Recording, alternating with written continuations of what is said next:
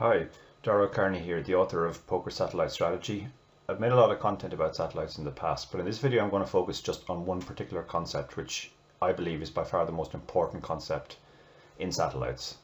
And it's a concept that we call in the book COC. Before I start, let me just introduce myself for people who don't know. I for years specialized in online satellites. I won over 500k lifetime profit in online satellites. I was the two-time qualifier, UK IPT online qualifier of the year, which means I won more seats to UK IPTs online than any other player that year. Over the course of my career, I've been asked to coach dozens of top online regs, specifically on satellites. I think I was widely regarded as the person most qualified to do that, and I've coached some of the other top online satellite players. Before we go on, let's just I'll quickly share my graph purely for satellites on PokerStars. So you can see I've made on PokerStars alone I've made almost $500,000. When you add in the other sites, I played a lot of Irish Open satellites on iPoker. I played a lot of satellites on Party Poker back in the day. It's well over $500,000 in profit. In the interest of full disclosure, it's fair to say that my edge at the very start was a lot more significant. It was possible to beat satellites by a huge margin back in the day. People played them really badly. Not that many regs played them. And as a result, you can see that in the first 2,500 games, I won almost 200k in satellites. By the time we get up to 5k games, I'm up over 300k, and the rate sort of slowed down over the years. I think in the last 2,500 games, I'm only up 15,000 roughly. Part of that is I moved away from satellites. Satellites got genuinely tougher. People were playing them better. There were less of them. The ecosystem changed on Stars. You weren't allowed to win multiple seats to the same event. So therefore, I moved away from being a satellite specialist, and that was obviously a good time to write the book. Okay, so the concept I want to introduce, COC, which stands for chances of caching, and what that represents in a satellite is your approximate chances of caching at any given point. And this is very important in a satellite, because in a satellite you're not trying to win all the chips as you are in a normal tournament. You're just trying to cache, and the higher your chance of caching is, the more cautiously you should play. The higher your chance of caching is, the more you should look to lower variance as well. So how do we estimate our chance of caching? Well, early on, and this is very approximate, but the best way to do it is to take your current stack, divided by ACS. ACS is the average cache stack. This is the target stack, the number of chips that will be the average when the seats are awarded. So for example, in a 1 in 10, one player in 10 gets a seat, it will be 10 times the starting stack. In a 1 in 5, it'll be 5 times the starting stack. And the closer you get to this target, the higher your chance of caching. Obviously it's capped at 1. If you end up making an amazing start and you have twice the average stack, at the average cache stack, you're not going to win 2 seats, so it is capped at 1. But it is very approximate, obviously. If you do get to the average cache stack, you're not actually 100% guaranteed to win a seat. It's probably more 90 to 95%, depending on the structure and other things. But this is the best way we can calculate it in the early game and mid-game on the satellite. Later on in a satellite, there are more precise ways to calculate, and I'll get onto that later. So to give you an example, if the starting stack of an online satellite is 10k and 10% of the field are paid, and we have 80k, then the average cache stack is going to be 10 times the starting stack, so that's 100k, and we have 80k, so our COC is 0.8. Why is this important? Well, if we now took a flip for, say, 50k, so it's not even all our chips, but we are risking 50k to win 50k. If we lose the flip, we're going to go from 80k down to 30k, and our new COC will be 0.3. If we win the flip, we obviously go from 80 up to 130, but since we're capped at 1, even if we say that we're always going to win a seat, our COC has only increased to 1. So we're risking a drop of 0.5 for a gain of 0.2.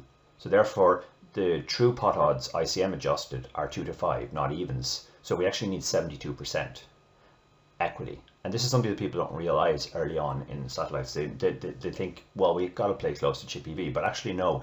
Once your COC is above 0.5, in other words, you have more than a 50% chance of winning a seat, then you're always risking more than you stand to gain. The downside is always greater than the upside, and the closer you get to a COC of 1, the more that's true. On the stone bubble, we need a different way to assess the COC, because there will be a wide variety of stacks. A lot of people get to the bubble with well below an average stack. Other people will be well above average. There's a famous example. If there are 9 seats and there are 10 players left, so it's the stone cold bubble, and everybody has an equal stack, what is the COC in this case? Well, 10 players left, 9 seats. It doesn't take a genius to work out that the COC must be 0.9. Each of the 10 players has a 90% chance of winning a seat. That means that if somebody moves ahead, all in ahead of you, you need 90% equity to call, because you're risking 90% to go from 90 to 100. Now a slightly more realistic example. Let's take a satellite with 2 seats and there are 3 players left. So again, we're on the stone cold bubble here. Player 1 has 50 big blinds. Players 2 and 3 have 10 big blinds each. So what are their chances of cashing at this point? We can use what I call a guerrilla maths method to assess COC for each player. And this is a calculation which is just about simple enough that you can do it in game and get very, very close to the ICM results. So the way to do it is, first of all, we work out the chances of each player bubbling, and we'll assume the chance of bubbling is in proportion to the chips. So player 1 with 50 big blinds, we're saying is 5 times less likely to bubble than players 2 and 3. Players 2 and 3 are 5 times more likely to bubble than player 1, and they're equally likely to bubble as each other.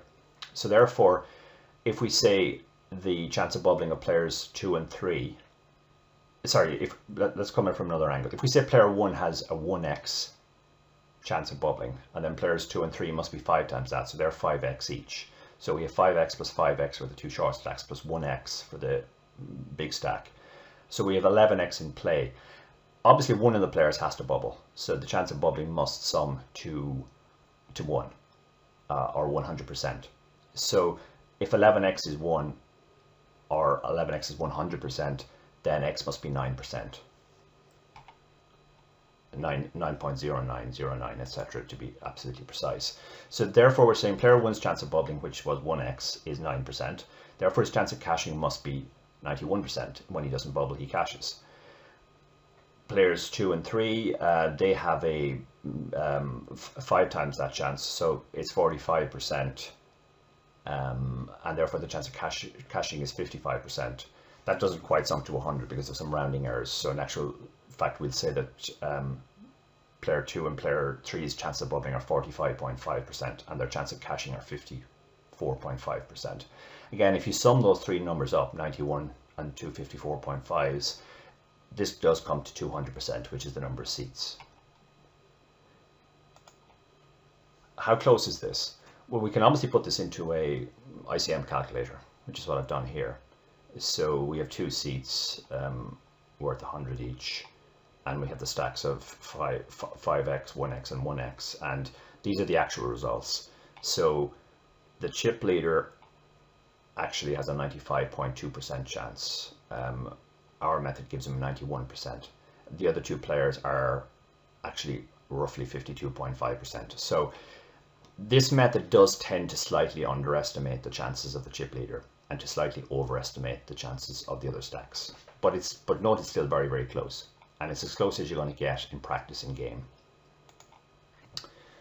Okay, let's take another example. Again, we have 2 seats, 3 players left.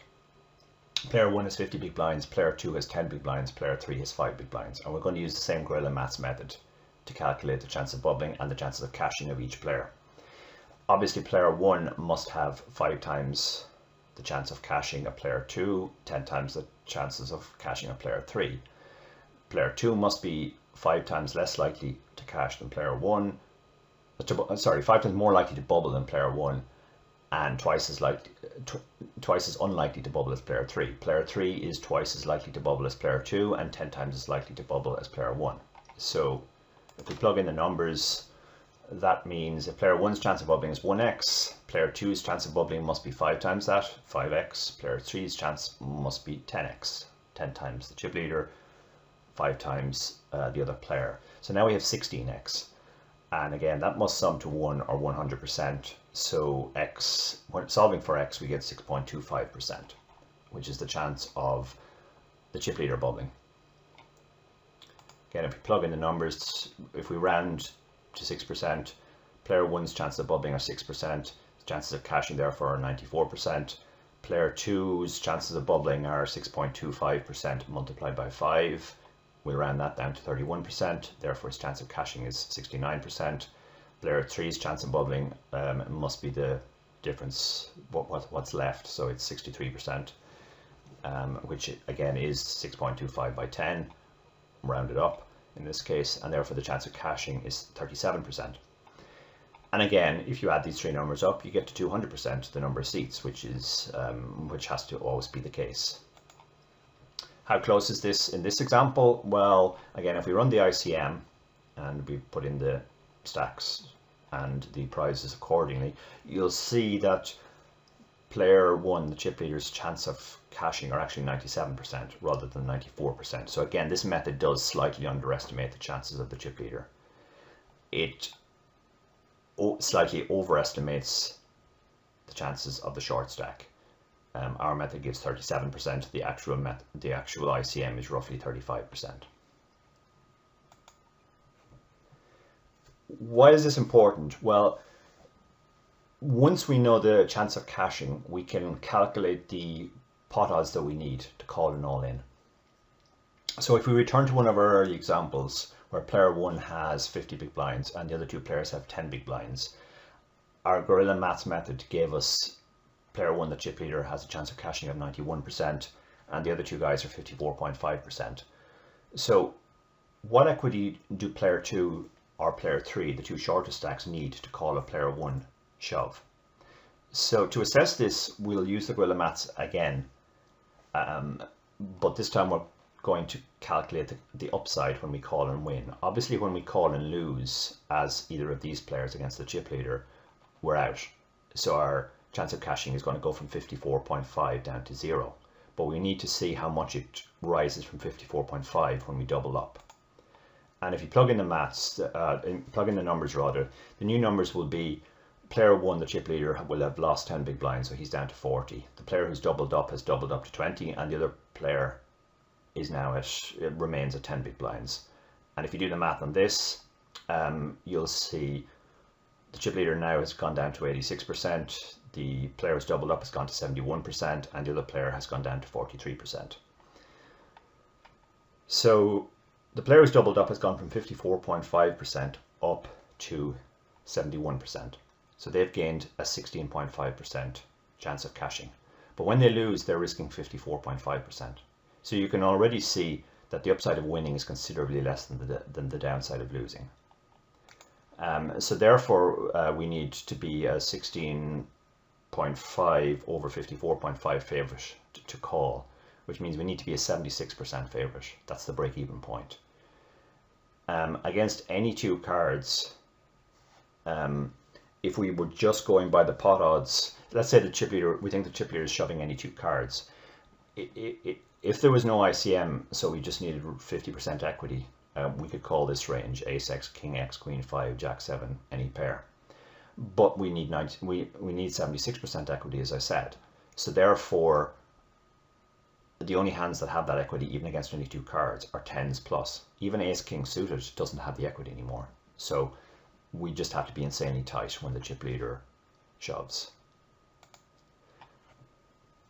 Okay, now let's imagine that one of the short stack shoves and the other short stack has the decision on whether to call or not. So the chip leader, let's say, folds the button player 2 shoves from the small blind, and player 3, who is the other short stack, is in the big blind and has to make the decision whether to call or fold.